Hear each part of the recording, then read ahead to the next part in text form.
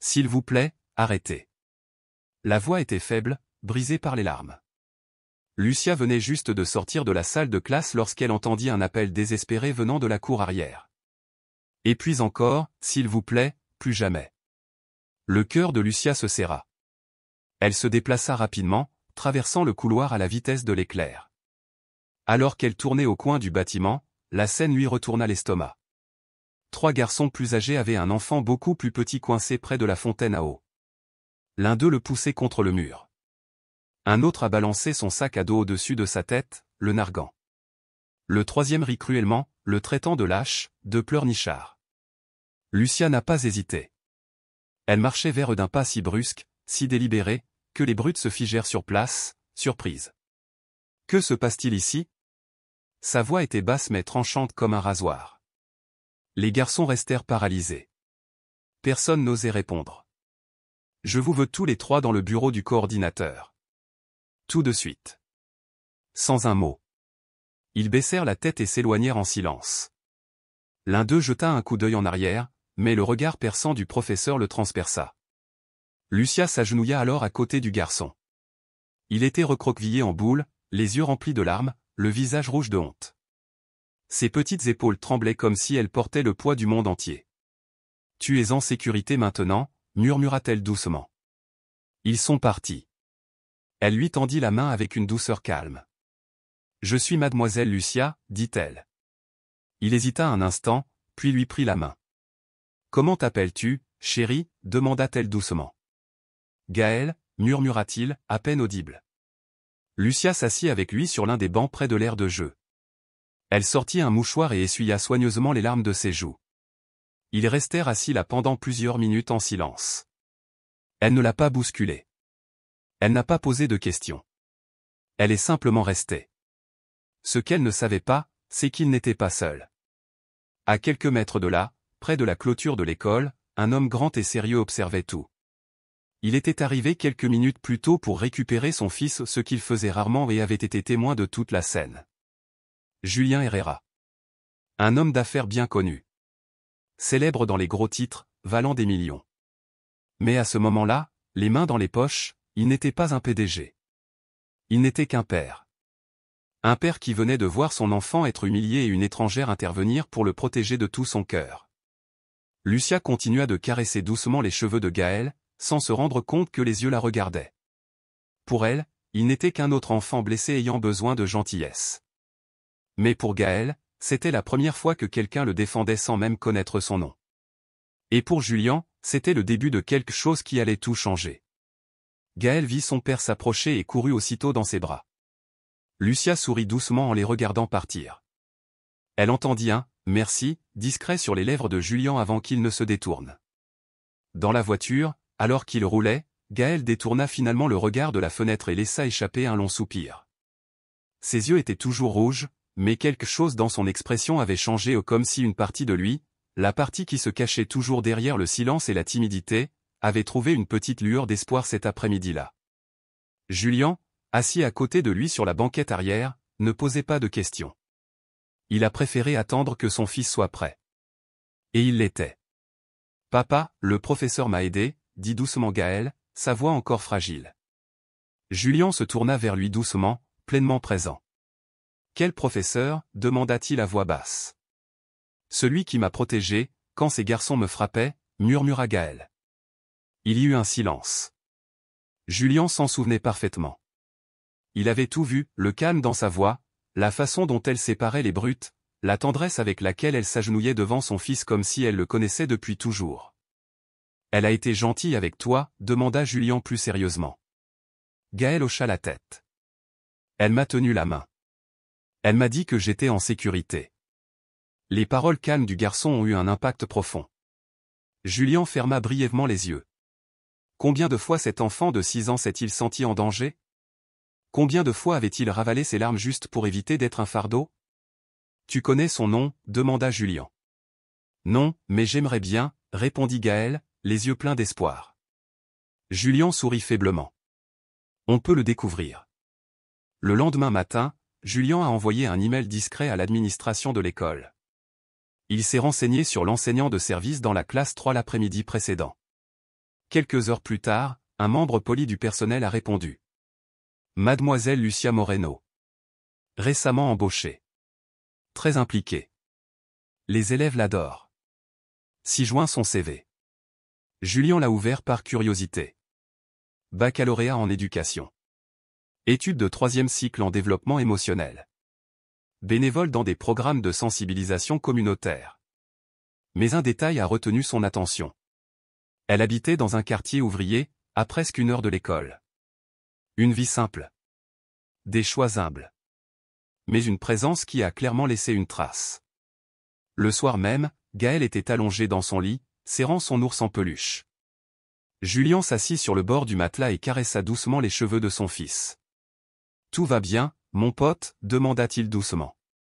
Gaël hocha la tête, puis regarda le plafond, pensif. « Papa, puis-je te demander quelque chose ?»« Bien sûr, » dit Julien en se penchant. « Tu crois que Mademoiselle Lucia pourrait être ma vraie professeure ? Je veux dire, toujours ?» Les yeux de Gaël étaient remplis d'espoir pur et innocent.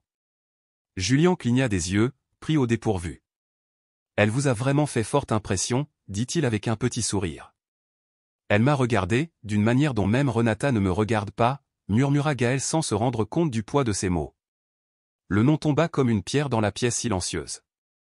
Julien sentit un nœud serré dans sa gorge. Il savait que Renata, sa femme actuelle et la belle-mère de Gaël, n'avaient jamais vraiment eu de lien avec le garçon. Mais l'entendre si clairement, ça m'a profondément blessé. Julien inspira lentement et répondit fermement. « Je trouverai un moyen de la garder près de moi. »« D'accord, » murmura Gaël avec un sourire endormi. Ce sourire, si rare, si authentique, a déclenché quelque chose d'indicible chez Julien. Une décision. Discrète mais absolue. Il ne laisserait pas passer ça. Il ne savait pas comment, mais d'une manière ou d'une autre, il amènerait Lucia dans la vie de son fils. Pas pour des raisons pratiques. Parce que pour la première fois depuis longtemps, il avait vu Gaël se sentir en sécurité. Et au fond de lui, il savait. Celui qui protège ce que nous aimons le plus mérite une place spéciale. Le lendemain matin, Lucia balayait la façade de sa modeste maison lorsqu'elle entendit le bruit d'un élégant moteur qui s'approchait. Une élégante voiture noire brillait sous le soleil du matin, s'arrêtant lentement devant le portail en fer. Elle fronça les sourcils, confuse. Ce n'était pas le genre de voiture qu'on trouvait dans son quartier. Depuis le siège arrière, un homme est sorti. Costume sombre. Présence discrète. Cheveux soigneusement peignés. Un air d'autorité calme. « Mademoiselle Lucia Moreno ?» demanda-t-il poliment. « Oui, je suis Lucia, » répondit-elle, prudente. « Je suis envoyée par monsieur Julien Herrera. Il aimerait beaucoup vous parler si vous avez quelques minutes. Il vous attend. » Lucia cligna des yeux, stupéfaite. Julien Herrera. Le père du garçon. L'homme qu'elle avait brièvement aperçu mais qu'elle n'avait pas reconnu sur le moment. Elle savait exactement qui il était. Elle avait vu son visage dans les journaux, à la télévision. L'un des hommes d'affaires les plus respectés et les plus puissants de l'État. Elle hésita, s'essuyant les mains sur son tablier. « Il veut juste vous remercier en personne », ajouta l'homme. « Cela ne vous prendra pas beaucoup de temps. » Lucia jeta un coup d'œil vers sa maison. Sa sœur préparait le petit déjeuner. Sa mère se reposait sur le canapé usé. Elle prit une profonde inspiration. « Très bien. Laisse-moi un moment pour me changer. » Quelques minutes plus tard, le cœur battant, Lucia monta dans la voiture. Les rues de son quartier s'estompaient derrière elle. En moins d'une demi-heure, elle regardait par la fenêtre un manoir entouré de jardins parfaits et de portes qui s'ouvraient toutes seules. Elle n'avait jamais mis les pieds dans un endroit pareil. La porte d'entrée s'ouvrit avant même qu'elle ne sorte. Et il était là. En attendant. Julien portait une chemise claire aux manches retroussées et ce regard sérieux qu'elle se rappelait de la cour de récréation. Mais maintenant, il y avait de la douceur dans son expression, un geste de gratitude contenu. « Mademoiselle Lucia », dit-il en lui tendant la main d'une voix prudente mais chaleureuse. « Merci beaucoup d'être venue. »« Bonjour, monsieur Herrera », répondit-elle en lui serrant la main avec une politesse respectueuse. « Honnêtement, j'ai été très surprise. »« J'imagine », dit Julien en lui faisant signe d'entrer. « S'il vous plaît, faites comme chez vous. » Le salon était spacieux et confortable, un canapé couleur lin, une bibliothèque remplie de livres et une grande fenêtre baignant la pièce d'une douce lumière. Lucia se redressa, s'efforçant de masquer sa nervosité. « Je voulais vous remercier en personne pour ce que vous avez fait hier », commença Julien. « J'ai tout vu. J'étais là. J'ai vu comment vous avez défendu mon fils, comment vous l'avez réconforté, et ça n'a pas de prix. » Lucia baissa les yeux, légèrement gênée. « J'ai fait ce que n'importe quel professeur aurait fait. » Il avait peur. Il ne méritait pas de vivre ça. La plupart des gens l'auraient ignoré ou auraient dit que ce n'était pas leur problème. « Mais vous ne l'avez pas fait », a-t-il dit. « Et c'est pourquoi je voulais proposer quelque chose. » Les yeux de Lucia se levèrent lentement. « Faire une proposition. Gaël a beaucoup parlé de toi. Il dit qu'il ne s'est jamais senti aussi vu, aussi protégé. Et j'ai compris qu'il avait raison. Il a besoin de quelqu'un comme toi près de lui. » Elle l'observa attentivement, l'air vif. « Qu'est-ce que tu veux dire par là ? » J'aimerais que tu sois son professeur particulier. Ici, à la maison. Tous les jours. Lucia cligna des yeux, stupéfaite. Un lourd silence s'installa dans la pièce avant qu'elle ne prenne une profonde inspiration. « Monsieur Herrera, j'apprécie vraiment la confiance que vous m'accordez, mais je ne peux pas l'accepter. » Les sourcils de Julien se froncèrent, visiblement incompréhensibles. « Tu ne peux pas ? Pourquoi ? J'ai mes élèves à l'école, j'ai des responsabilités. J'ai fait un vœu en tant qu'enseignant, et je ne me sentirais pas à l'aise d'abandonner une classe entière pour un seul élève, aussi important soit-il. » Un nouveau silence s'installa entre eux. Julien se pencha en avant, les coudes posés sur les genoux, pensif. « C'est admirable d'entendre ça, dit-il sincèrement. Et je le respecte profondément. Mais sachez que ma porte reste ouverte. Si vous changez d'avis, l'invitation est maintenue. » Lucia lui offrit un sourire doux et poli, soulagé par sa gentillesse. « Merci beaucoup. Ce fut un plaisir de vous rencontrer. » « Tout le plaisir était pour moi, » répondit doucement Julien. Elle lui dit au revoir d'une poignée de main ferme et sortit du manoir d'un pas assuré, le cœur lourd de doute. Cette nuit-là, allongée éveillée, les yeux rivés au plafond, Lucia se demandait encore pourquoi cette invitation avait suscité en elle tant d'émotions ou des émotions qu'elle ne pouvait nommer et elle ignorait encore que ce n'était que le premier pas. Lucia est rentrée chez elle le cœur serré.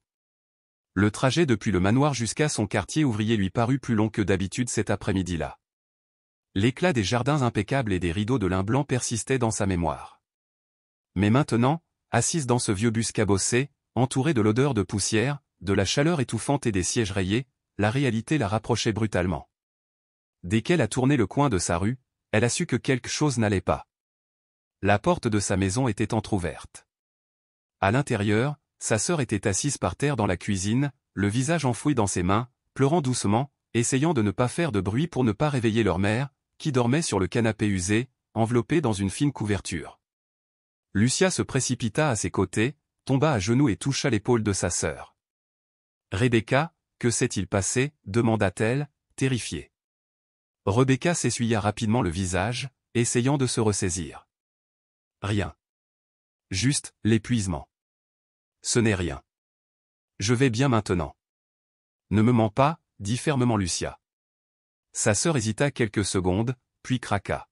« Le loyer augmente à nouveau. Le propriétaire a déjà donné son préavis. Et les examens de maman, le médecin a dit qu'il ne pouvait plus attendre. Rien que l'IRM coûte près de 1000 pesos. » Lucia sentit le sol céder sous elle. Elle regarda les placards de cuisine presque vides, pensa à son salaire qui couvrait à peine l'essentiel et imagina les mains de sa mère, des mains qui avaient cousu toute leur vie, des mains qui tremblaient maintenant rien que pour tenir une cuillère. Elle se leva silencieusement, marcha jusqu'à sa chambre et s'assit sur le bord du lit. Elle a pris son téléphone, a ouvert ses contacts et s'est arrêtée sur le nom qu'elle avait enregistré plus tôt, Julien Herrera. Son doigt planait, tremblant, sur le bouton d'appel, son esprit s'emballait de doute, son cœur partagé entre ce qui lui semblait juste et ce qu'elle savait devoir faire. « Juste un instant » murmura-t-elle. Puis elle appuya sur le bouton. Le téléphone a sonné 2 fois. « Allô » répondit la voix calme de Julien. « C'est moi, Lucia » dit-elle doucement, d'une voix maîtrisée. « À propos de l'offre que tu m'as faite ?» Il y eut un court silence à l'autre bout du fil, mais elle pouvait presque entendre le souffle de soulagement traverser la ligne. tu as changé d'avis, demanda Julien, avec de l'espoir dans la voix. Lucia expira profondément avant de répondre. Oui. J'accepte. Julien sourit, un vrai sourire, un sourire qu'il n'avait pas fait depuis longtemps. Merci beaucoup. Ce sera un nouveau départ pour nous tous. Lucia n'a pas répondu immédiatement. Elle regardait par la fenêtre la rue étroite, les fils électriques emmêlés au-dessus de sa tête, comme si son monde disparaissait lentement derrière elle. C'était sa vie. Mais quelque chose était en train de changer. Je veux juste être claire, ajouta-t-elle doucement. C'est temporaire. Je fais ça pour ma famille. Juste pour un temps. Je comprends parfaitement, dit Julien avec respect. Je t'enverrai tous les détails ce soir. Lucia raccrocha et resta quelques secondes immobile, le regard dans le vide. La décision était prise. Et avec elle, le premier pas vers une vie qu'elle ne pouvait encore imaginer. Lucia se réveilla tôt, avant son réveil. Elle se prépara un café fort, partagea 2 tartines avec sa sœur et s'arrêta un instant pour regarder sa mère dormir sur le canapé, le visage serein, les mains posées délicatement sur la couverture. Hier, tout semblait s'effondrer. Aujourd'hui, au moins, elle avait un plan. Ce n'était pas la carrière dont elle avait rêvé, mais c'était ce que la vie lui offrait désormais. À 8 heures précises, l'élégante voiture noire revint se garer devant sa maison. Le même élégant conducteur en sortit, la saluant d'un hochement de tête poli. Lucia portait son plus beau chemisier, un pantalon discret et un manteau simple. Elle n'était pas là pour impressionner, mais seulement pour mériter la confiance qu'il lui accordait. Pendant le trajet, elle a essayé de se concentrer sur son objectif, aider Gaël. Elle était là pour lui. Et pour sa famille. Lorsque les portes du manoir s'ouvrirent, Lucia ne put s'empêcher de regarder. Les jardins impeccables, les couloirs de marbre, les tableaux d'artistes célèbres. Chaque détail évoquait la richesse, sans ostentation. C'était un autre monde. Un monde dans lequel elle n'aurait jamais pensé mettre les pieds, et encore moins y travailler. Une femme de ménage l'accueillit et la conduisit à l'arrière où Gaël l'attendait déjà. Quand il la vit, le garçon courut vers elle avec un grand sourire. « Mademoiselle Lucia » s'exclama-t-il en la prenant dans ses bras. Lucia s'accroupit, surprise mais émue par le geste. « Bonjour, mon petit. »« C'est si bon de te voir aussi heureux, » dit-elle en lui souriant. « Tu restes maintenant, n'est-ce pas » demanda Gaël, les yeux pétillants. « Oui, un moment, » dit-elle doucement. « On étudiera ensemble. Juste toi et moi. » Gaël frappa dans ses mains avec enthousiasme et la tira vers la table où ses livres étaient déjà disposés pour leur leçon. Julien entra quelques instants plus tard, l'air satisfait mais posé. « Je vois que vous vous entendez vite tous les deux » a-t-il commenté. « Il est très intelligent. »« Et très gentil » répondit Lucia avec sincérité. « C'est grâce à toi » dit doucement Julien. Depuis ce jour dans la cour de récréation, il n'arrête pas de sourire. Lucia rougit légèrement et le remercia d'un modeste signe de tête. C'est alors qu'une porte latérale s'ouvrit et Renata apparut. Elle était aussi élégante qu'une star de feuilleton, une robe beige ajustée, des talons chers et un collier qui captait la lumière du matin en reflets éblouissants. L'histoire ne faisait que commencer. Ses cheveux étaient parfaitement coiffés, sa posture impeccable et ses yeux froids. « Bonjour » dit-elle avec un sourire forcé. Lucia se leva poliment. « Bonjour. Je m'appelle Lucia. » Renata haussa un sourcil et tendit lentement, délibérément, la main. « Oui, je sais qui tu es » répondit-elle en jetant à peine un coup d'œil à Julien.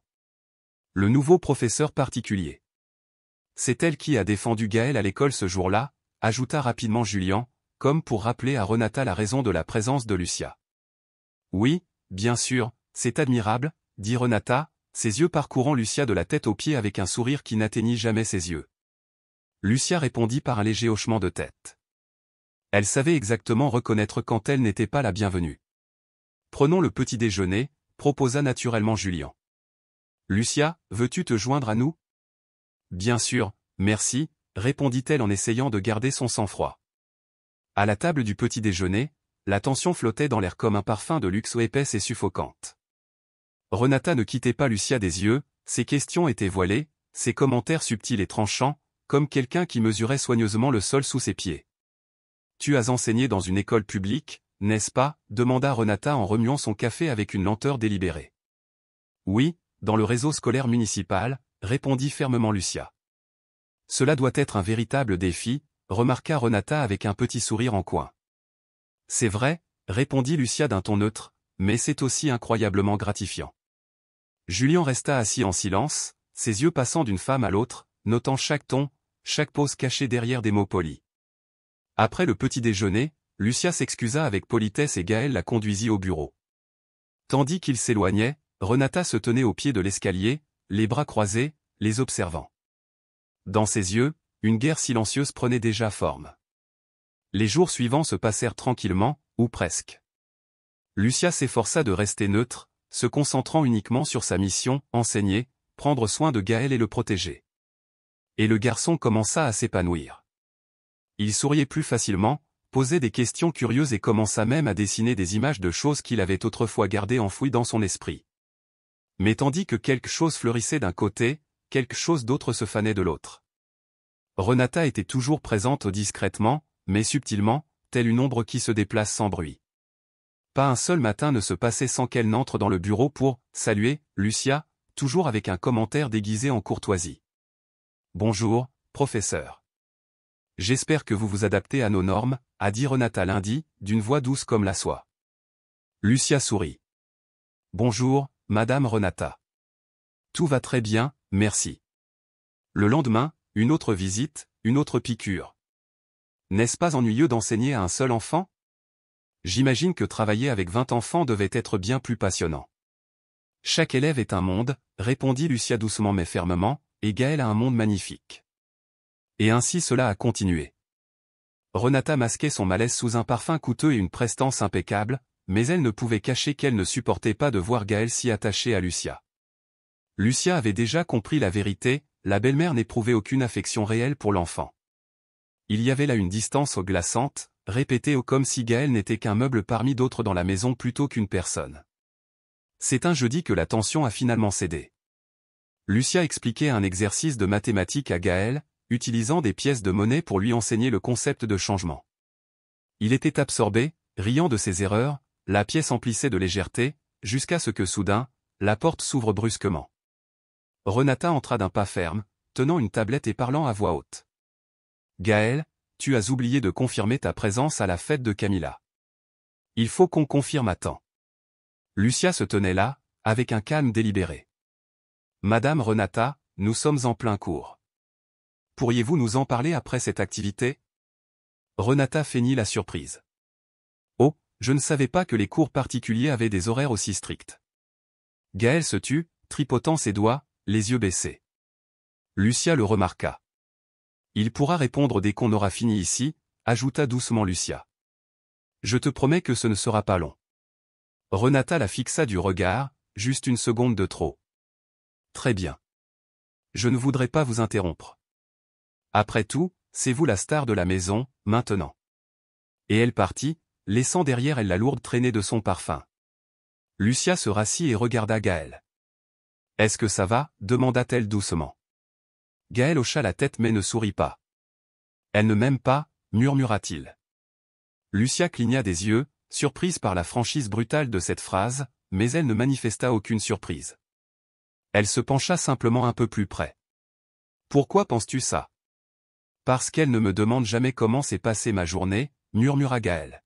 « Elle ne me prend jamais dans ses bras. Elle me dit juste de ne pas faire de bêtises. » Lucia sentit un nœud se serrer dans sa poitrine. Elle resta silencieuse quelques secondes, puis prit délicatement une des pièces et la posa devant lui. « C'est la pièce la plus rare de toutes, » dit-elle. « Sais-tu pourquoi ?» Gaël secoua la tête, curieux. « Parce qu'elle est faite de bonté. Et la bonté est la seule chose au monde qui fait que plus on donne, plus on a. » Pour la première fois depuis que Renata avait quitté la pièce, Gaël sourit. Lucia gardait ce sourire au plus profond d'elle-même. Mais elle gardait aussi autre chose, le regard de Renata. Un regard non seulement de jalousie, mais aussi de peur. Elle ne savait pas encore ce que cela signifiait. Mais une chose était sûre, quelque chose clochait profondément dans cette maison. Les jours ont commencé à prendre une couleur différente à l'intérieur du manoir Herrera. Ce n'était pas quelque chose que l'on pouvait mesurer à l'œil nu ou avec une horloge. C'était le genre de changement silencieux qui s'installe comme un doux parfum, se faufilant entre les mailles du filet de la routine. Gaël ne se réveillait plus les épaules voûtées. Il courait désormais dans les couloirs, ses cahiers serrés contre lui, impatient de montrer quelque chose de nouveau à Lucia. Ses dessins étaient plus colorés. Ses sourires étaient faciles. Sa voix était plus forte. Il posait des questions. Il inventait des mots. Il racontait des histoires comme si, pour la première fois, quelqu'un l'écoutait vraiment. Lucia l'encourageait avec tendresse et patience. Elle inventait des activités ludiques, adaptait les leçons à ses centres d'intérêt et, surtout, lui laissait l'espace nécessaire pour être lui-même. Et Julien le remarqua.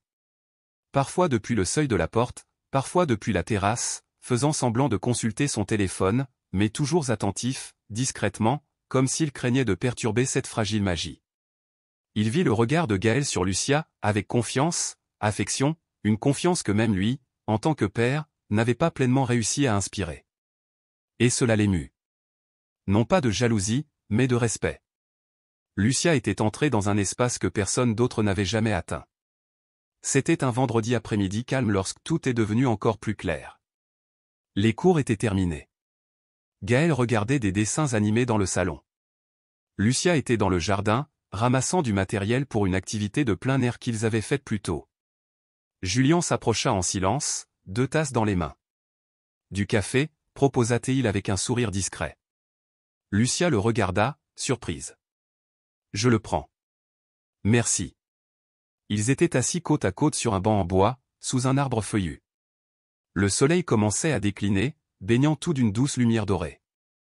Pendant un instant, aucun des deux ne parla. Ils restèrent assis, respirant simplement l'air paisible du jardin. Finalement, Julien a rompu le silence. Il a changé. Lucia se retourna doucement. J'ai compris.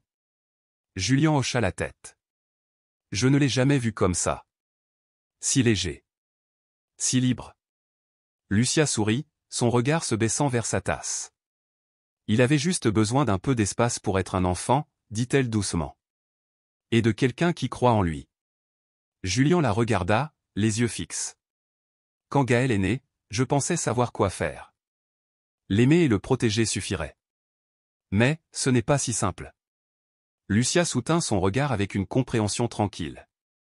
Personne ne naît en sachant comment être parent, monsieur Herrera. Julien, corrigea-t-il en lui offrant un doux sourire. Elle hésita, puis hocha la tête. D'accord. Julien. Le silence qui suivit fut différent cette fois. Un silence apaisant. Un silence chargé de mots inutiles. Le vent faisait doucement bruisser les feuilles au-dessus d'eux. Et dans cette lumière fragile et dorée, quelque chose de délicat et d'innommé a commencé à grandir. Au loin, le doux rire de Gaël provenait du salon tandis qu'il regardait la télévision. Julien regarda Lucia une dernière fois, et cette fois son regard s'attarda un peu plus longtemps que d'habitude. Elle le remarqua aussi, et pendant un bref instant, tous deux comprirent sans un mot que quelque chose se passait entre eux. Quelque chose d'infime, encore informe, mais réel. C'était un dimanche nuageux lorsque tout a commencé à changer. La maison était silencieuse. Gaël jouait avec des blocs de construction dans le salon tandis que Lucia préparait les activités de la semaine à venir. Julien était sorti pour une réunion rapide avec un associé, et Renata. Renata se promenait dans la maison avec son élégance habituelle, mais ses yeux exprimaient quelque chose de différent, l'impatience, l'anxiété, l'irritation. Depuis l'arrivée de Lucia, Renata sentait le contrôle lui échapper. Et maintenant, alors que Gaël se rapprochait de plus en plus du jeune professeur, elle se sentait menacée. Elle ne voulait pas de l'affection de l'enfant. Ce qu'elle désirait, c'était le pouvoir sur lui et ce pouvoir lui échappait. Alors, quand Lucia monta un instant, Renata saisit sa chance. Elle s'installa silencieusement à côté de Gaël sur le tapis, son regard scrutant les blocs colorés éparpillés au sol. « Tu t'amuses bien ?» demanda-t-elle en affichant un sourire répété. « J'essaie de construire un château », répondit le garçon sans lever les yeux. « Tu sais que mademoiselle Lucia est vraiment gentille, n'est-ce pas ?»« Oh » murmura Gaël, toujours concentré sur sa tâche. Renata marqua une brève pause, puis continua d'un ton plus doux. « Mais parfois, des gens qui semblent gentils veulent nous prendre quelque chose. » Gaël fronça légèrement les sourcils. « Que veux-tu dire ? » Elle ne dit rien maintenant, mais peut-être qu'elle veut prendre la place de ta maman. Le garçon arrêta de déplacer les blocs, figé sur place pendant quelques secondes. Mais, ma mère est morte, murmura-t-il. Oui, dit Renata à voix basse, et personne ne peut la remplacer, n'est-ce pas? Gaël hocha lentement la tête, incertain. Fais attention, d'accord? Parfois, on pense que quelqu'un est notre ami, mais en réalité, il veut ce qui était à nous. À ce moment-là, Lucien entra dans la pièce sans rien entendre. Elle sourit en s'approchant de Gaël, son sac à dos à la main. Voici tes crayons, mon petit artiste, dit-elle joyeusement. Mais Gaël ne répondit pas. Il baissa simplement les yeux, silencieux. Ses yeux ne brillaient plus comme avant, et Lucia ressentit un pincement au cœur. Plus tard dans la nuit, Julien a trouvé son fils appuyé contre le mur du couloir, serrant son ours en peluche. « Et, dit-il doucement en s'accroupissant. Qu'est-ce qui ne va pas? Ça va? Gaël hésita avant de murmurer, Renata a dit, elle a dit que le professeur voulait prendre la place de ma maman. Julien se figea. Il fixa son fils, luttant pour garder une voix calme. Elle t'a dit ça? Gaël hocha la tête sans croiser son regard. Julien expira lentement, se leva et se dirigea vers la chambre. Il a trouvé Renata en train de feuilleter un magazine de décoration intérieure. On peut parler, demanda-t-il sans préambule. Elle leva les yeux, indifférente. Bien sûr. Tu as dit à Gaël que Lucia voulait prendre la place de sa mère. Renata cligna des yeux, feignant la surprise. Bien sûr que non. Où as-tu eu cette idée? De Gaël. Elle émit un petit rire nerveux. Julien, ce n'est qu'un enfant. Il a du mal comprendre. Je lui ai juste dit qu'il devait se souvenir de sa mère avec amour, c'est tout. Julien la fixa en silence pendant de longues secondes. Il ne répondit pas, mais quelque chose en lui se brisa. Renata se déplaçait mal à l'aise sous le poids de son regard. « Pourquoi me regardes-tu comme ça » murmura-t-elle. « Parce que je commence à voir des choses que je ne voulais pas voir avant » dit-il froidement. Elle se tut. Et à cet instant précis, le vernis poli de sa posture parfaite commença à se fissurer. Le lendemain, Julien observa plus attentivement. Il prêta attention aux gestes, aux intonations, aux réactions. Il se souvint de choses qu'il avait ignorées, la façon dont Renata parlait au personnel, la façon dont elle regardait Gaël comme s'il n'existait pas, quand personne ne la regardait, et surtout, la façon dont elle regardait Lucia. Ce n'était pas de la jalousie. C'était de la peur déguisée en dédain. Et Julien le savait bien, quand on a peur de perdre quelque chose, c'est qu'on a quelque chose à cacher. La matinée s'est déroulée comme n'importe quel autre au manoir Herrera. Lucia a expliqué une activité de lecture à Gaël, qui s'est concentré, assemblant les syllabes avec un léger sourire. Dehors, la lumière du soleil traversait les rideaux comme des fils dorés, et un silence confortable flottait dans les couloirs. Julien, comme toujours, travaillait en bas dans son bureau, absorbé par les rapports et les appels.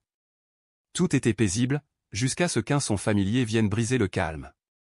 Au-dessus de sa tête, à travers un vieux conduit de ventilation et une ouverture presque oubliée entre le deuxième étage et le grenier, il entendit une voix familière. Renata.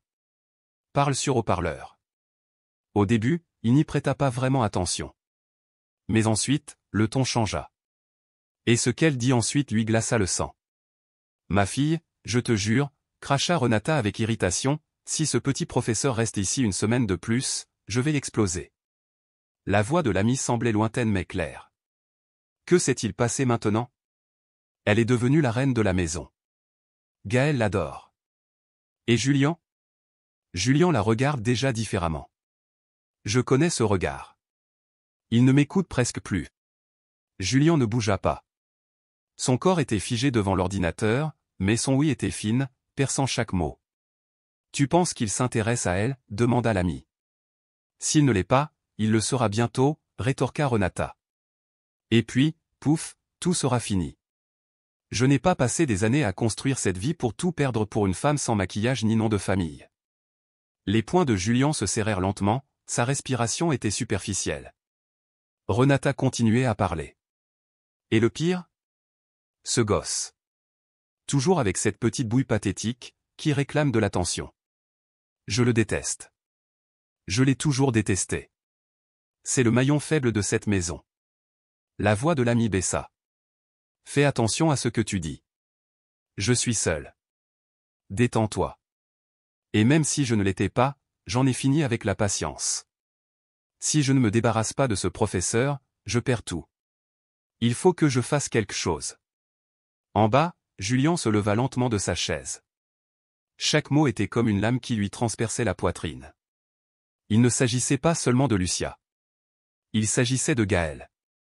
Son fils. Une haine froide et bouillonnante déguisée en élégance, désormais mise à nu. Il se dirigea tranquillement vers l'étagère, attrapa son téléphone et activa l'enregistreur vocal. Il ne pouvait plus se fier uniquement à sa mémoire. Il avait besoin de preuves. Et maintenant, il les avait. Quelques minutes plus tard, il entendit des pas dans les escaliers. Renata apparut, les cheveux soigneusement attachés, la posture impeccable, comme si elle n'avait dit que des salutations polies. « Julien, aimerais-tu déjeuner dans le jardin aujourd'hui » demanda-t-elle de son ton doux habituel. « Comme tu préfères » répondit-il catégoriquement, sans lever les yeux de l'écran. Elle sourit, satisfaite, et s'éloigna comme si de rien n'était. Mais à l'intérieur de Julien, tout avait changé. Il fixa la porte vide pendant de longues secondes. Ses pensées n'étaient pas dans le présent. Elles étaient prisonnières du passé et dans chaque attitude de Renata qu'il avait ignorée, chaque regard froid, chaque absence soigneusement dissimulée, chaque mot dur adressé à Gaël qui prenait désormais tout son sens. Elle n'avait jamais aimé ni l'un ni l'autre. Ni Gaël. Ni lui. Mais Julien n'était pas encore prêt à l'affronter. Pas encore. Il conserverait cet enregistrement comme un précieux souvenir. Il l'observerait, en rassemblerait d'autres, relirait chaque élément en quart, le moment venu, il ne pourrait plus revenir en arrière. Et Renata apprendrait enfin le véritable poids de ses mots. Après l'enregistrement, Julien n'a pas pu dormir. Il resta éveillé toute la nuit, les yeux ouverts dans l'obscurité, comme s'il attendait que les ombres elles-mêmes lui offrent des réponses. La voix de Renata résonnait sans relâche dans son esprit, répétant des phrases qu'il aurait aimé oublier mais qu'il ne pouvait pas. Au fond de lui, il l'avait toujours su. Quelque chose n'allait pas, quelque chose qu'il avait choisi d'ignorer par confort, par fierté ou par peur. Mais maintenant, tout était différent. Il s'agissait désormais de protéger son fils. Et protéger Gaël signifiait avant tout découvrir toute la vérité. Ce lundi-là, Julien n'est pas allé au bureau. Il a donc demandé au comptable de la famille de venir à la maison. Il lui a expliqué qu'il souhaitait examiner certains mouvements financiers des derniers mois. Le premier domino était tombé. Et le reste n'était qu'une question de temps. Son ton était décontracté, mais intérieurement, son cœur battait la chamade. Le comptable arriva pile à 10 heures. Ils s'installèrent dans le bureau. « Je veux que tu cherches quelque chose de précis, » dit Julien, allant droit au but. « Des cartes liées à mon nom, mais utilisées par des tiers. Des transactions étranges ou des montants généralement moyens et répétitifs qui ne ressemblent pas à des dépenses ménagères normales. » Le comptable le regarda avec surprise. « Vous soupçonnez quelqu'un ?» Julien répondit par un regard ferme et inébranlable. « Dis-moi simplement ce que tu trouves. » 2 heures plus tard, la réponse arriva, et elle était pire que ce qu'il avait imaginé. Il y avait une carte professionnelle liée à un projet que Renata était censée coordonner, un projet social qui n'a jamais existé. Depuis le début de l'année, elle utilisait cette carte pour transférer de l'argent sur un compte dans une autre banque, enregistré au nom d'une entreprise inactive. Les montants étaient modestes, juste assez pour passer inaperçus. Mais une fois additionnés, ils révélaient un trou béant. Ce compte appartient à une société fantôme, expliqua gravement le comptable. Mais le numéro d'identification fiscale qui gère tout ça, il appartient à Madame Renata. Julien expira lentement. C'était exactement ce dont il avait besoin et ce qu'il redoutait. Plus tard, les mains tremblantes, il se rendit dans la chambre d'amis où il conservait des documents importants. Il ouvrit un vieux tiroir et en sortit une tablette qu'il avait offerte à Renata des années plus tôt. Par habitude, elle n'avait jamais changé le mot de passe. Alors qu'il parcourait ses emails, la dernière confirmation apparut devant ses yeux comme un coup à la poitrine. Il y avait des messages d'un nom qu'il connaissait trop bien, Mauricio Davila, l'ex-petit ami de Renata. Le plus récent disait « Encore quelques mois et je finirai ce que j'ai commencé. Ensuite, je prendrai ce qui est à moi, et ce qui est à lui aussi. L'enseignante est arrivée de nulle part, mais elle ne durera pas. Elle n'est qu'une distraction, rien que je ne puisse réparer. J'ai déjà tout envoyé sur le compte de secours. Quand ça explosera, je serai parti depuis longtemps. » C'était la pièce maîtresse.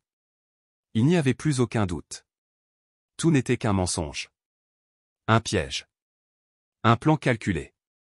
Et il avait été trompé. Renata rentra à la maison au coucher du soleil, souriante comme toujours, habillée pour un énième événement caritatif où elle brillait comme l'épouse parfaite.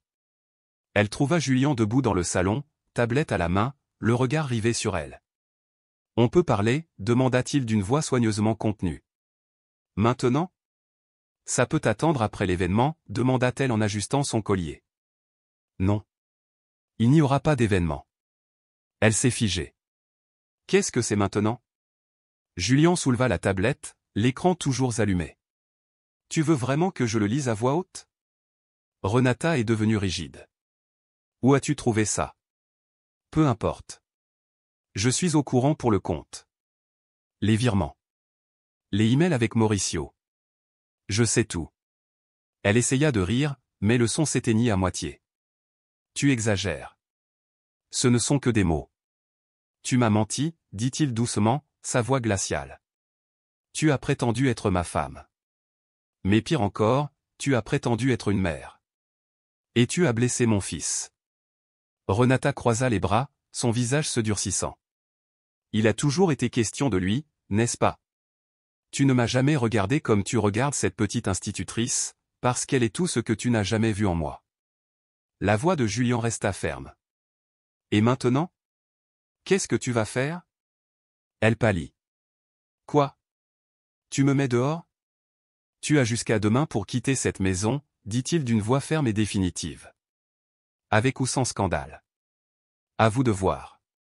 Elle ne répondit pas. Elle pivota sur ses talons, qui frappèrent le sol comme le son d'une dernière phrase. Mais Julien ne bougea pas. Il se tenait là, le cœur lourd, mais enfin libéré des mensonges. C'était la fin de la farce et le début de quelque chose de nouveau. Le lendemain matin, la demeure Herrera se réveilla différemment. Le silence était pesant. Pas de musique, pas de parfum coûteux dans l'air, juste le bruit du vent qui s'engouffrait par les fenêtres ouvertes et une atmosphère tendue par une attente silencieuse. Comme si la maison elle-même savait que quelque chose allait changer à jamais. À 8h30 précise, Renata descendit en tirant une valise derrière elle, des lunettes de soleil noir masquant ses yeux, la tête haute comme quelqu'un refusant de se casser la tête quand tout était perdu. Julien attendait dans le salon, un avocat à ses côtés. Aucun mot n'a été échangé.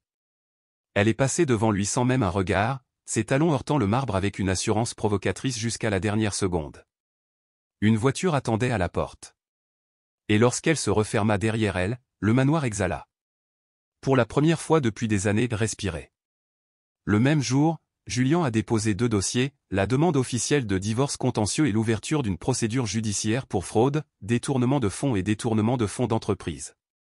Quelques heures plus tard, la presse s'est emparée de l'histoire. Les sites de potins, les colonnes sociales et même les médias d'information financière ont fait les gros titres. L'épouse d'un homme d'affaires accusé de fraude et de complot avec son ex-amant. De vieilles photos de Renata rayonnantes lors de galas de charité circulaient aux côtés de gros titres brutaux. Le masque était tombé au publiquement. Bruyamment. Lucia apprit la nouvelle à la télévision. Son estomac se noua. Elle savait que la situation était grave, mais elle n'avait pas imaginé qu'elle exploserait ainsi. Le lendemain matin, elle retourna au manoir, marchant lentement, une lettre pliée dans sa poche. Dans le jardin, elle trouva Julien en train de lire sur un banc de pierre. Il leva les yeux à son approche. « Nous devons parler » dit calmement Lucia. « Bien sûr. » Elle s'assit à côté de lui, silencieuse pendant un moment, écoutant le bruissement des feuilles. « Je pense que je dois m'éloigner. » Julien ne répondit pas tout de suite. Il referma lentement le livre, l'observant. « À cause de tout ce désordre ? » « Oui. À cause de tout ça. Je ne veux pas que tu penses que j'abuse de toi, et je ne veux pas que Gaël subisse une nouvelle défaite. » Julien expira, pensif. « Tu as vu ce qu'elle a dit, Lucia. Comment elle a traité mon fils. Comment elle a utilisé tout ce que nous avons construit. » Lucia hocha la tête sans croiser son regard. « Mais maintenant qu'elle est partie, il est peut-être temps pour toi et Gaël de reconstruire. Seul. » Avant que Julien puisse répondre, une petite voix l'interrompit.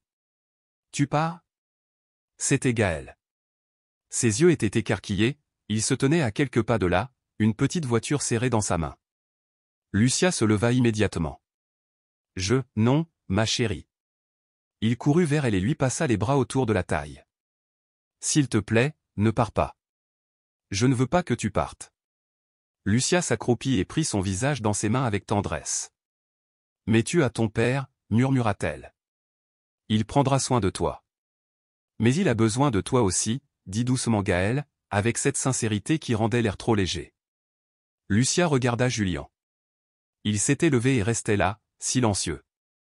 Je ne veux pas que tu restes ici par pitié ou par obligation, dit-il doucement. Mais je dois te dire la vérité. Elle a attendu. J'ai besoin de toi ici. Pas comme employé. Comme quelqu'un qui a donné à mon fils quelque chose que personne d'autre ne pouvait lui offrir. Lucia sentit son cœur se serrer. Mais cela pourrait devenir compliqué. Peut-être, dit-il doucement. Mais on peut y aller doucement. Ce qu'on ne peut pas faire, c'est faire comme si tu n'étais pas déjà impliqué. Elle baissa les yeux vers Gaël, toujours accroché à son bras. Et à cet instant, elle comprit. Peut-être que l'idée de partir n'était qu'une peur, la peur de se laisser aller à rester. Lucia soupira doucement et caressa les cheveux du garçon. D'accord. Je reste. Pour l'instant. Gaël rayonnait. Julien souriait aussi. Et là, dans le calme du matin, un nouveau chapitre commença, non pas fondé sur des contrats ou des apparences, mais sur la confiance. Les jours qui suivirent apportèrent un changement en douceur. Ce ne fut pas soudain, il s'opéra lentement, naturellement. Comme les saisons qui changent sans que personne ne s'en aperçoive. La présence de Renata s'estompa, comme un parfum qui ne persistait plus. Le manoir froid et sans vie commença à résonner à nouveau, les rires des enfants dans les couloirs, les dessins collés au mur, les livres colorés empilés sur les tables de chevet et le doux et beau bruit de la vie. Lucia a transformé l'espace sans forcer. Elle a apporté de la chaleur par ses mains, de la gentillesse par ses petits gestes et une douceur inestimable. Gaël semblait être un enfant différent. Il faisait des blagues au petit déjeuner, écrivait des mots à son professeur et ne lâchait jamais la main de Julien lors des promenades au coucher du soleil. Et Julien, il regardait tout cela se dérouler avec une gratitude silencieuse et un émerveillement grandissant. Car au fond, lui aussi changeait. Un samedi après-midi chaud, ils se promenèrent tous les trois dans le jardin. Gaël courut devant, essayant d'attraper une luciole récalcitrante. Lucia et Julien suivirent, marchant côte à côte. Un silence régnait entre eux, mais de ce genre qui apporte la paix. Lucia s'arrêta près de la fontaine, ses yeux posés sur les pierres blanches le long du bord. « La première fois que je suis entrée dans cette maison, dit-elle doucement, avec un sourire affectueux, je pensais que je ne me sentirais jamais à ma place ici. » Julien la regarda, curieux. « Et maintenant ?» demanda-t-il. Elle soupira. « Maintenant, je n'en suis plus sûr. Parfois, j'ai l'impression que je vais me réveiller et que tout cela n'aura été qu'un rêve. » Julien resta silencieux un moment, puis parla doucement, prudemment. « Tu as changé cette maison, Lucia. » Elle baissa les yeux, un peu timide. « C'est lui qui a changé. Je marchais juste à ses côtés. »« Non, » dit Julien en secouant la tête. « Tu as redonné des couleurs. À lui. Et à moi aussi. » Lucia le regarda, surprise. « Lucia, laisse-moi te le dire, » l'interrompit-il doucement. « Je suis tombé amoureux de toi. » Le monde sembla s'arrêter un instant. Les yeux de Lucia s'écarquillèrent, son cœur battait fort. Elle voulait parler, mais aucun mot ne sortit. « Je sais que c'est bientôt, je sais que c'est déroutant, mais je ne peux plus faire semblant, » continua-t-il doucement. « Je ne veux pas te mettre la pression. J'avais juste besoin que tu le saches. » Lucia prit une grande inspiration. Le vent lui balayait le visage de mèches de cheveux. « Moi aussi, j'ai ressenti quelque chose, » murmura-t-elle, mais j'avais peur. Parce que tout ça, c'est trop vite. Nous pouvons y aller étape par étape, dit Julien en se rapprochant un peu. Et si ça ne marche pas, murmura-t-elle. Et si c'est le cas, répondit-il en la regardant dans les yeux. Lucia hésita un instant, puis sourit. Un sourire calme et mature, celui qui surgit quand on réalise que certaines choses ne sont pas censées être planifiées, mais simplement ressenties. Julien lui prit la main. Ce n'était ni précipité ni impulsif. C'était naturel. Le baiser est venu doucement, comme des retrouvailles, comme si, quelque part dans le temps, leurs âmes s'étaient déjà connues et ne se reconnaissaient à nouveau que maintenant. Au loin, Gaël cria « J'ai attrapé la luciole ». Ils rirent ensemble, toujours main dans la main. Et à cet instant, ils n'étaient plus seulement 3 personnes partageant le même espace. Ils étaient le début de quelque chose de nouveau, une famille. Mais la nouvelle est arrivée un après-midi pluvieux, de ceux où le ciel ne sait pas s'il doit pleurer ou retenir ses larmes. Lucia venait de terminer un cours avec Gaël lorsque son téléphone vibra. Elle plissa les yeux en voyant la notification, doutant de ce qu'elle voyait. Un courriel. Objet, sélection internationale, résultat final. Elle l'ouvrit lentement. Chère Lucia Moreno, nous avons le plaisir de vous informer que vous avez été sélectionnée pour rejoindre le corps enseignant de l'école Nueva Esperanza en Espagne. C'était l'école de ses rêves, moderne, prestigieuse, axée sur l'inclusion et le développement humain. Tout ce pourquoi elle s'était battue. Elle avait postulé des mois auparavant, sans grand espoir, et se souvenait à peine du processus. Mais maintenant, l'invitation était là. Réelle. Et avec elle, le gouffre. Lucia passa le reste de la journée en silence. Elle cacha son téléphone dans un tiroir et évitait Julien et Gaël. Elle avait besoin de temps pour réfléchir, pour comprendre ce qu'elle ressentait et ce qu'elle pouvait ou ne pouvait pas laisser derrière elle. Cette nuit-là, elle était assise sur le lit de la chambre d'amis, la tête posée sur ses genoux, les yeux fixés au sol. La porte s'ouvrit doucement en grinçant. Gaël entra, son ours en peluche dans les bras. « Tu vas partir ?» demanda-t-il sans hésiter. Lucia leva la tête, surprise. « Qui t'a dit ça ? » « Je t'ai entendu parler à Rebecca au téléphone, » dit-il. « Que l'école t'avait appelé. Que c'était ton rêve. » Lucia essaya de sourire, mais elle n'y parvint pas. « Gaël, parfois, quand la vie vous donne une opportunité, il faut bien réfléchir. » Il resta immobile, les yeux remplis de larmes. « Si tu pars, tout redeviendra gris. » Ces mots la frappèrent comme un coup en pleine poitrine. Elle ne put retenir ses larmes. Elle s'agenouilla et le serra fort dans ses bras. « Tu as peint ma vie de couleur, professeur, » murmura Gaël, la voix brisée. « Tu m'as fait croire que tout pouvait redevenir beau. » Elle le serra plus fort, secouant doucement la tête, incapable de trouver les mots. C'est ainsi que Julien les trouva, enlacés au milieu de la pièce, dans un silence chargé d'émotion. Il s'agenouilla près d'eux, la main posée délicatement sur l'épaule de Lucia. « Tu n'as pas à décider maintenant, » dit-il doucement. Lucia le regarda, les larmes aux yeux. « Et si je partais ? Et si je laissais tout derrière moi ? Lucia, tu n'es pas notre prisonnière. Et tu n'es pas prisonnière d'un sentiment. Je t'aime. Et parce que je t'aime, je veux que tu sois heureuse, même si cela implique de partir. » Elle ferma les yeux, laissant couler encore plus de larmes. « Ce n'est pas juste. La vie est rarement belle, » murmura Julien. « Mais ce qu'on en fait, ça peut quand même être beau. » Le temps semblait s'être arrêté. Là, sur le sol d'une pièce ordinaire, 3 personnes étaient liées par quelque chose de plus fort que des murs ou des plans. Liées par le choix, par l'attention, par l'amour. Lucia savait que toute décision qu'elle prendrait aurait un prix. Mais parfois, c'est dans le prix que se trouve la vraie valeur des choses. Le dimanche se leva sous un ciel dégagé, mais Lucia sentit une tempête l'envahir. Sa valise était posée près de la porte de la chambre. Seuls ses vêtements de voyage étaient accrochés dans l'armoire. Le billet d'avion était prêt sur son téléphone. L'email d'acceptation avait déjà reçu la réponse, en attente de confirmation finale. Il ne lui restait plus qu'à prendre la décision ou du moins le courage d'affronter ce qu'elle ressentait déjà. Au petit déjeuner, Lucia évita de parler du voyage. Gaël était inhabituellement silencieux. Julien respecta le silence. Elle passa le reste de la matinée à errer dans la maison, à toucher les meubles, à se souvenir des coins où elle se sentait le plus vivante, le bureau, la terrasse où Gaël peignait, la cuisine où il avait appris à casser les œufs sans les casser. En fin d'après-midi, elle s'assit sur le banc de pierre sous l'arbre où tout avait commencé.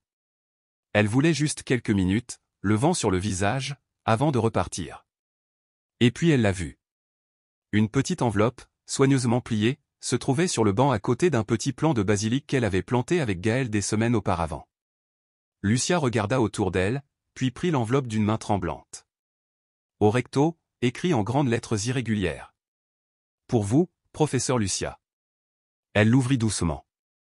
À l'intérieur se trouvait un dessin au crayon de couleur, 3 personnages se tenant la main, une femme en robe bleue, un homme en chemise claire et un enfant au visage rond et souriant. Au-dessus d'eux, un soleil aux yeux rivés sur un large sourire. Dans un coin, une bulle de dialogue disait « Maintenant, je ne suis plus seul ». Lucia porta la main à sa bouche, luttant pour ne pas pleurer. Mais ce n'était pas tout. Au dos du dessin, d'une écriture tremblante, se trouvait la phrase qui brisait tous les doutes.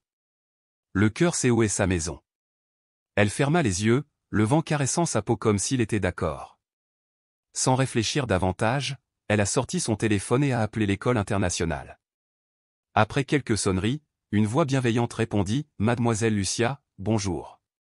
Tout est prêt pour vous accueillir demain. » Elle prit une profonde inspiration. « Bonjour. Merci beaucoup pour cette opportunité, mais j'ai décidé de rester. » Il y eut un silence à l'autre bout du fil. « Êtes-vous sûr ? » »« Très sûr. » Elle raccrocha. Et à cet instant, elle sut qu'elle avait fait le bon choix. Lucia n'a pas choisi le confort ni la stabilité. Elle a choisi l'amour, celui qui embrasse, qui transforme, qui construit un foyer là où il n'y avait autrefois que du vide. De retour à la maison, elle trouva Gaël debout dans l'embrasure de la porte de la cuisine. Il la regarda sans oser poser de questions, effrayé par la réponse. Lucia s'accroupit, ouvrit les bras et dit en larmes « Je ne vais nulle part, ma petite. » Gaël se jeta dans ses bras. Julien apparut derrière eux, les observant en silence. Et en cet après-midi paisible, la maison s'emplit à nouveau de chaleur, de tendresse, de certitude. Car le cœur savait déjà où était son foyer. Les jours qui suivirent furent sereins, comme si l'univers avait enfin trouvé le rythme idéal pour cette maison. Lucia resta sans contrat, sans date limite, sans papier à signer. Elle resta parce qu'elle le voulait. Parce qu'elle avait sa place. Parce que son cœur avait choisi de rester. Gaël était plus heureux que jamais. Les matinées commençaient par des rires dans la cuisine. Les soirées se terminaient par des histoires inventées de dragons, de planètes lointaines et de courageux professeurs qui sauvaient le monde à coups de crayons de couleur. Mais quelque chose en Lucia restait agité, un désir qui ne voulait pas s'apaiser, même au milieu du bonheur. Un après-midi silencieux, assise à nouveau sur le banc du jardin, elle parla enfin. Julien. Il se tourna vers elle, attentif. Je suis heureuse ici, avec toi et Gaël, mais il y a quelque chose que je dois faire. Quelque chose qui te ferait partir, demanda-t-il d'une voix tendue mais douce. Non, sourit-elle doucement, quelque chose qui me donnerait encore plus envie de rester. Il fronça les sourcils, curieux. Dis-moi. Elle prit une profonde inspiration. Cette vie m'a apporté tant de choses, plus que je n'aurais jamais pu l'imaginer. Mais je ne pourrais trouver la paix si je ne transforme pas cela en quelque chose de plus grand. Plus grand comment ? Je veux ouvrir un centre éducatif, dit-elle, les yeux brillants. Un espace gratuit avec de la nourriture, des jeux, des activités artistiques, des services de soutien, tout est conçu pour les enfants en situation de vulnérabilité. Des enfants comme Gaël l'était autrefois. Comme tant d'autres le sont encore. Julien resta silencieux quelques secondes. Puis ses yeux brillèrent de fierté et d'émotion. « Veux-tu utiliser mon argent pour ça ?» demanda-t-il. Elle hésita. « Je veux utiliser ce qui fait désormais partie de nos vies. Notre raison d'être. » Il n'a pas hésité une seule seconde. « C'est fait. On va le construire ensemble. » Elle sourit, soulagée. « Tu es sûr ? La seule chose dont je suis complètement sûr, c'est toi. » Au cours des semaines suivantes, ils se sont investis dans le projet. Ils ont visité des propriétés, discuté avec des architectes, réuni des enseignants et des bénévoles. Le nom est venu presque par accident lors d'un dîner aux chandelles, alors que Gaël griffonnait sur la nappe. « Tante Lucia, dit-il, appelle-le « soleil sur la place. » Parce que quand tu es arrivé, tout s'est illuminé. Ils sourirent. Et c'est ainsi que naquit « Sol en aile Lugar ». Le projet a rapidement pris de l'ampleur. Le bâtiment a pris forme, les murs ont été peints, l'aire de jeu a été montée, des rideaux cousus par des mères bénévoles ont été accrochés aux fenêtres. Mais plus que tout, l'espoir a pris forme. Ce n'était plus seulement une histoire d'amour. C'était une histoire d'amour démultipliée. Julien observait Lucia avec une admiration silencieuse. Elle ne l'avait pas seulement sauvée d'une vie froide et vide, elle lui avait redonné un sens à sa vie. Et il se tenait là, côte à côte, les yeux brillants, planifiant un avenir qui n'était plus seulement le leur, mais qui appartenait à d'innombrables enfants qui attendaient encore d'être vus. Des mois plus tard, le centre était prêt. Il ne restait plus qu'à apporter les dernières touches.